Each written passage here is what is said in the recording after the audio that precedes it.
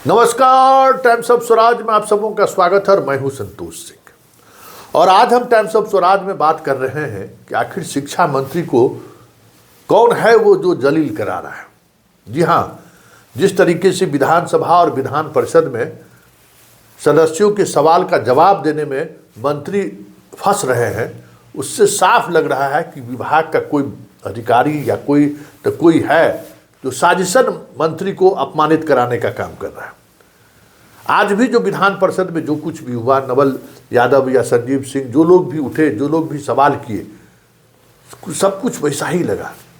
मतलब लगा कि इनको डालिमा में रखा जा रहा है। विभाग में हो क्या रहा है, वेतन को लेकर क्या चल रहा है, ट्रांसफ़र को लेकर क्या चल रहा है, जो ये कह रहे हैं उसके ठीक विपरीत बहुत सारी चीज़ें देखने को मिलती है। इनके सवाल के जवाब में ये खुद फंसते हुए दिखते हैं। तो पहले ज़रा आज देख लीजिए, आज विधान परिषद में शिक्षा से जुड़े मुद्दों पर किस तरीके से मंत्री जी असहाय महसूस कर रहे थे। ये उसी से हमको लगा कि नहीं, एक अच्छे ऑफिसर के रूप में इनकी पहचान रही है।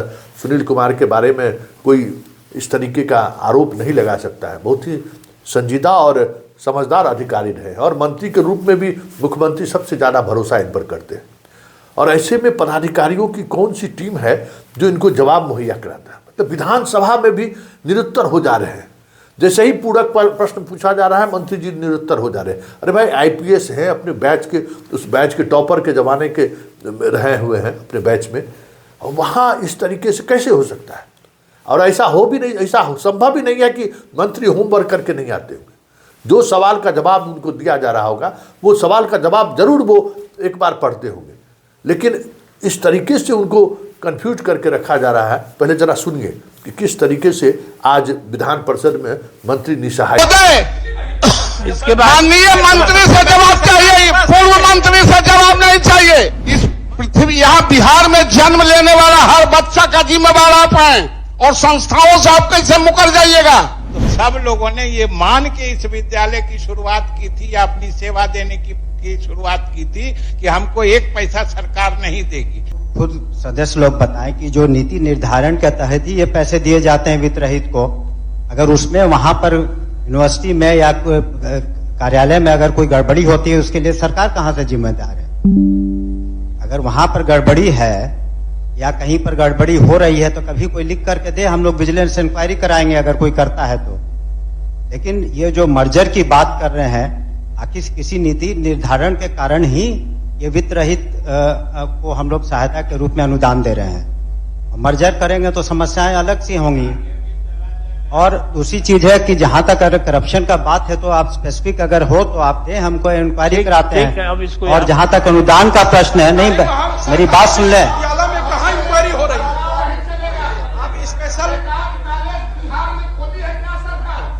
जो जितने डिग्री कॉलेज चल रहे हैं सरकार ने खोला है क्या? इसी तरह के कॉलेज, अनुदानित कॉलेज, आज कंस्टिट्यूएंट कॉलेज है जिसको सीना ठोक के कहते हैं कि हमारा कॉलेज है।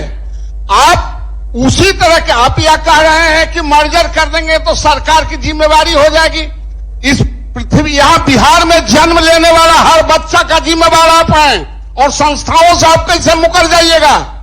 जिम्मेवार हैं, जिम्मेवार रहेंगे और आपके राज्य में रहने वाला आपसे मांग करेगा, नहीं करेगा ऐसी बात नहीं है, आपसे मांगेगा ही। नवल बाबू ठीक कह रहे हैं। जो बच्चा बिहार में पैदा लेता है, बिहार का नागरिक है, उसको हर तरह की सुविधा देने की जिम्मेदारी सरकार है। सरकार बखूबी समझती है, सरकार बखूबी निभा रही है। लेकिन हर पैदा लेने वाले बच्चे को या जो इस तरह के अनुदानित महाविद्यालय के मतलब शिक्षक हैं, उनको कमिटेड वेतन नहीं देने के लिए ही तो वित्त रहित शिक्षा नीति की बनाई गई थी।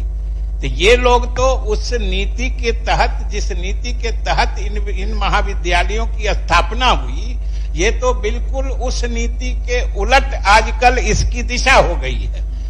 यही तो सरकार की कोई लायबिलिटी नहीं हो, इसीलिए तो सरकार ने वित्त रहित नीति बनाई थी कि हम आपको परीक्षा की मान्यता दे देंगे, परीक्षा करवा देंगे, लेकिन आप अपनी सुरक्षा, अपना वित्तीय दायित्व खुद वहन करिए। यही नीति थी।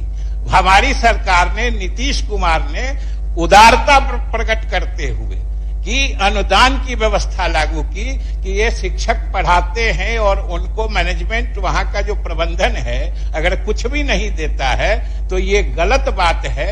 हम जिस महाविद्यालय का जैसा वहां पे नतीजा होगा, रिजल्ट आएगा, अगर बच्चे हमारे इस प्रदेश के अच्छा कर रहे हैं जिस महाविद्यालय में पढ़ के, उन शिक्षकों को अलग से देने के लिए जो माननीय सदस्य भी कह रहे हैं, ये हमसे बेहतर समझते हैं कि सरकार अनुदान, अभी संजय जी और नवल बाबू सब जानते हैं कि सरकार अनुदान सिर्फ शिक्षकों के लिए ही देती है। अगर सरकार की संवेदनशीलता नहीं होती तो सब लोगों ने ये मान के इस विद्यालय की शुरुआत की थी या अपनी सेवा देने की शुरुआत की थी कि हमको एक पैसा सरकार नहीं देगी। और आज हम लोगों की सरकार, नीतीश कुमार की सरकार संवेदनशीलता की वजह से इनको दे रही है। यही तो हम कहना चाह रहे हैं। नजर आ रहे थे, आपने सुन लिया, ये स्थिति है। आज महिला सदस्य भी कई मुद्दों पर उनको घेरने की कोशिश की और वो घिरा गए। हर पूरक सवाल पर वो बुरी तरह से फंसते गए, जबकि सवाल का जवाब जो जिस विभाग के जो भी अधिकारी इनको तैयार करके दे रहा है, अगर आप गौर करिएगा ना तो जो सवाल है सदस्य का, उसमें वो पूरक सवाल भी है। मंत्री को नहीं अटकना चाहिए। हाँ, ये ठीक है, पहली बार वो विधायक बने, विधायक बनने के बाद मंत्री बना दिया गया, ये अलग बात है। लेकिन जो कॉन्फिडेंस लेवल उनका पुलिस अधिकारी के रूप में रहा है, डीजी के रूप में रहा है, हमें नहीं लगता है कि विधायक बनने के बाद वो कॉन्फिडेंस खो दिए होंगे, वो ऐसा नहीं लग रहा है।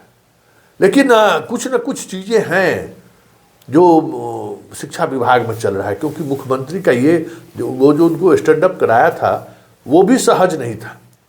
वो भी नीतीश कुमार कभी किसी को इस तरीके से नहीं करते हुए हमने देखा है, वो भी सहज नहीं था। फिर आज भी जो जिस तरीके से विधान परिषद में मुख्यमंत्री कहे कि दीजिए बढ़िया से जवाब, दीजिए बढ़िया से जवाब, उस समय में भी जो मुख्यमंत्री का जो तेवर था ना, वो तेवर दूसरे तरीके का था सुनील कुमार को लेकर। तो क्या मुख्यमंत्री नाराज है सुनील कुमार से? या नीतीश कुमार अगर किसी को कहते हैं कि सबसे ज़्यादा हम आप पर विश्वास करते हैं, सबसे ज़्यादा भरोसा आप पर करते हैं, तो समझ जाइए कि आप पर कुछ भरोसा वो नहीं करते। आपको कहे हैं, इसका मतलब कुछ न कुछ गड़बड़ी हो रही है। तो अब कौन इसके पीछे है कहना मुश्किल है, ये कहा नहीं जा सकता है। लेकिन इतना तय है कि शिक्षा विभाग में सब कुछ ठीक ठाक नहीं चल रहा है। आज मंत्री के जवाब में कई बार मुझे ये महसूस हुआ, इसलिए मैं ये खबर बनाया हूँ कि भाई विधायक, अच्छा सब लोग शिक्षा के महारथी विधान परिषद में बैठते हैं, एक से एक जो शिक्षा विभाग के एक्सपर्ट भी है। सभापति खुद शिक्षा विभाग विद हैं और शिक्षक कंसल्टेंसी से चुनकर आते हैं, ग्रेजुएट कंसल्टेंसी से। उन्हें खुद कंसर्न है कि शिक्षकों की समस्याओं का समाधान निकालने के लिए विधान परिषद की कितनी महत्वपूर्ण जिम्मेवारी है और किस तरीके से चीज़ें को देखना है। इसके बावजूद भी मंत्री के सवालों को लेकर विभाग का ये उदासीन है, क्योंकि मंत्री सवाल जवाब तैयार करते हैं, सवाल का जवाब तो तैयार विभाग करता है ना। तो इतनी बेरुखी और इस तरीके से सवाल कुछ है, जवाब कुछ और दे दिए। मंत्री वहाँ पूरक सवाल पर ऊपर नीचा देख रहे हैं, कोई जवाब नहीं दे रहे। आज तो स्थिति ये हो गई कि 2 पूर्व शिक्षा मंत्री को हस्तक्षेप करना पड़ा। देखबे न किए, अशोक चौधरी को भी आना पड़ा और विजय चौधरी को भी आना पड़ा बीच बिचाव करने के लिए। लेकिन ये स्थिति क्यों बनी, बड़ा सवाल है। आखिर ये स्थिति बनी क्यों? क्योंकि साफ दिखा कि विभाग जो है सो मंत्री का सहयोग नहीं कर रहा, और इस बात को अशोक चौधरी और विजय चौधरी समझ गए। विजय चौधरी तो बहुत ही इस मामले में जानकार भी है और चीज़ों को समझते भी है, और शिक्षा भी मंत्री भी रहे हुए हैं। तो उन्होंने वो बीच में इंटरफियर इसलिए उन्होंने किया कि मंत्री फंस गए थे। लेकिन सवाल यह है कि मंत्री ऐसा थोड़ी है कि मंत्री जी जो हैं वो पढ़े लिखे नहीं हैं, औंठा छाप है, ऐसा थोड़ी है। लोकतंत्र में औंठा छाप भी मंत्री बन जाता है, लेकिन ये तो औंठा छाप तो नहीं है। ये रिटायर्ड डीजी हैं और योग्य डीजी के रूप में, इनकी पुलिस के एसपी के रूप में, एसएसपी के रूप में, आईजी डीआईजी जहाँ भी रहे अपनी प्रतिभा का छाप इन्होंने छोड़ा है। फिर क्या हो गया है शिक्षा विभाग को? जहाँ देखिए शिक्षा विभाग में एक दूसरे के पर कतरने का जो खेल चल रहा है ना, हमें नहीं लगता है कि आने वाले समय में शिक्षा विभाग को लेकर मुख्यमंत्री जिस तरीके से चीज़ें देख रहे हैं, बिहार दिवस भी मनाना है, शिक्षा विभाग का अधीन रहता है, तो वो सारी चीज़ें कहीं न कहीं जो आ रहा है सामने, मुख्यमंत्री कोई बड़ा निर्णय ले ले तो कोई बड़ी बात नहीं होगी।